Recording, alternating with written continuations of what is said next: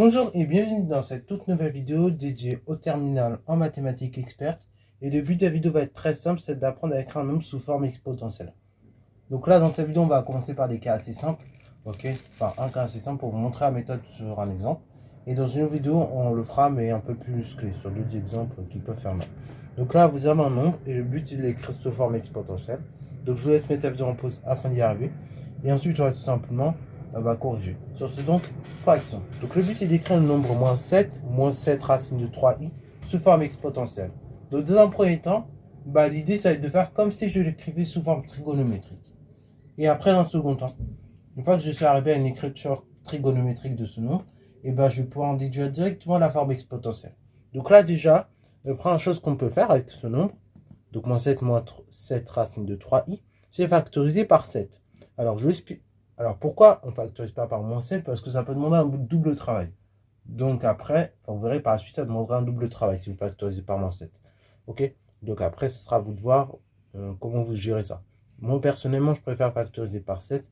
Mais après, vous factorisez par moins 7, ça vous donnera la même chose. Au signe près, et donc il faudra faire un double travail. Donc ça fait 7. Moins facteur moins 1, moins racine de 3, i. Là maintenant, l'idée, c'est toujours la même chose. Ça va être de faire apparaître une valeur remarquable. Là, j'ai moins 1 et moins 3, donc moins racine de 3, pardon. Donc l'idée, ça va être de diviser par 2 de sorte à avoir des valeurs remarquables du style moins 1 demi, moins racine de 3 demi. Donc c'est ce que je vais faire. Donc ça fait 7 facteurs moins 1 demi fois quelque chose, du coup, enfin une certaine quantité, plus du coup moins racine de 3 sur 2i fois une certaine quantité. Ok. Donc là, du coup, comme j'ai divisé par 2 de part pour passer de celle-là à celle-là, cette ligne, et c'est-à-dire pour compenser, pour que ces deux lignes soient égales et non équivalentes, donc là, pour qu'il y ait une égalité pure et nette, il faut que je remultiplie par 2. Ce qui me fait donc, si je factorise encore, là j'ai du 2, donc je peux factoriser. Ça fait 7 fois 2, 14, facteur moins 1 demi, moins racine de 3, i, de 3 sur 2i. Après, là, vous reconnaissez rapidement des valeurs remarquables. Ok, donc là, moins 1 demi. Je reconnais moins racine de 3 sur 2. Donc là, quelle est la valeur de x, telle que le cosinus de x est égal à moins 1 demi. Et j'ai plusieurs possibilités. Soit ça fait tout simplement moins 2 tiers, ou soit ça fait tout simplement, pour que le cosinus vaille moins 1 demi, moins 4 tiers. Mais comme le sinus est également négatif, du coup, je prends la solution moins 4 tiers. Puisque là, moins 4 tiers, si vous visualisez, normalement, vous êtes sur ce quart de cercle. Ok? Bon, j'ai super mal dessiné. Donc, vous avez votre cercle comme ça. Voilà. Et donc, vous êtes sur ce quart-là. Ok? Moins 4 tiers.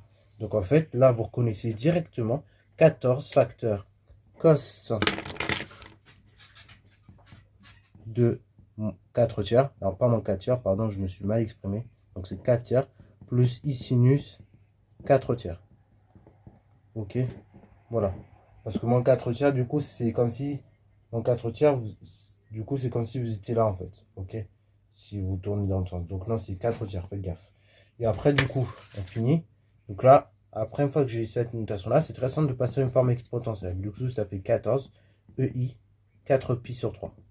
Ok? Puisqu'en fait, je ne vais pas insister dans le cours, mais remarque, quand vous avez EI θ, cela équivaut à dire que ceci est égal à cos de θ plus i sinus de θ. Donc le nombre EIθ, c'est juste cos de θ plus i sinus θ. Ok? Voilà. Donc je vais sur ce, c'est la fin de cette vidéo. J'espère qu'elle vous a plu. N'hésitez d'ailleurs pas à la liker, commenter et bon reste à toi en mathématiques et en sciences.